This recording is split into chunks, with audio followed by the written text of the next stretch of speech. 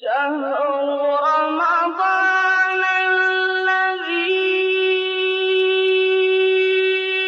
أنزل فيه القرآن هدى للناس وبينات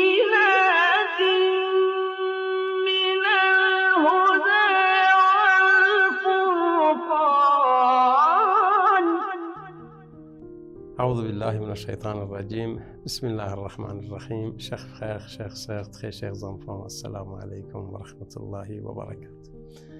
Je vous parle toujours de la gentillesse du Saint-Prophète à propos des animaux, vis-à-vis des animaux, envers les animaux. Alors, ça nous dit, on doit être gentil, on doit entre-aider, on doit penser en fait aux voisins, aux pauvres, aux gens qui pensent, qui vivent alentour de nous. Surtout pendant ce mois-ci, pendant le mois béni de Ramadan, on doit penser à notre voisin. Même s'ils sont en fait non musulmans. Alors soyons gentils avec nos voisins.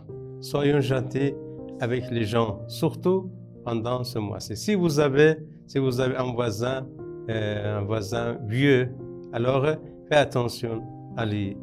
Regardez s'il a besoin de quelque chose. Aidez-le, parce que nous sommes pendant ce mois-ci.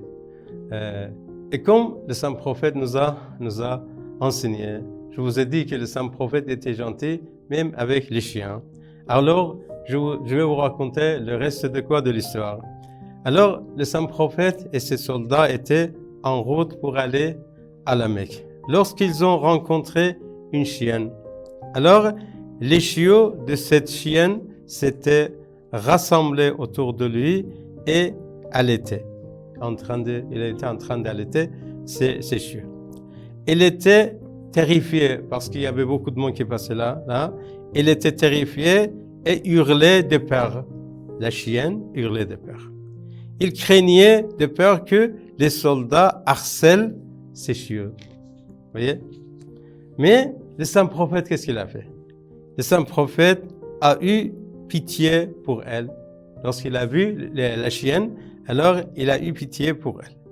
Il a ordonné à l'un de ses soldats de se tenir à côté de chienne. Il a dit à un de ses soldats, alors se tenir à côté de la chienne et de prendre soin de lui et de ses chiots. Le soldat y est resté jusqu'à ce que l'armée passe. Vous voyez, c'est pas intéressant ça? C'est vraiment intéressant cette histoire-là. Même nous-mêmes, lorsqu'on passe par quelque part, on ne pense pas aux chiens. Mais le Saint-Prophète pense aux chiens. Même, il ordonne à un de ses soldats de se tenir là-bas et soigner la chienne qui est en train d'allaiter ses enfants. Alors, voyez, un jour, encore une autre histoire. Un jour, Abu Dhar lui-même abreuvait en fait sa monture. Il y a quelqu'un qui lui dit, Abu Dhar, tu n'as pas quelqu'un pour abreuver ta monture, ton âne? Il a dit, non, j'en ai, mais moi-même je vais faire ça. Mais pourquoi tu veux faire ça? Il a dit, parce que le Saint-Prophète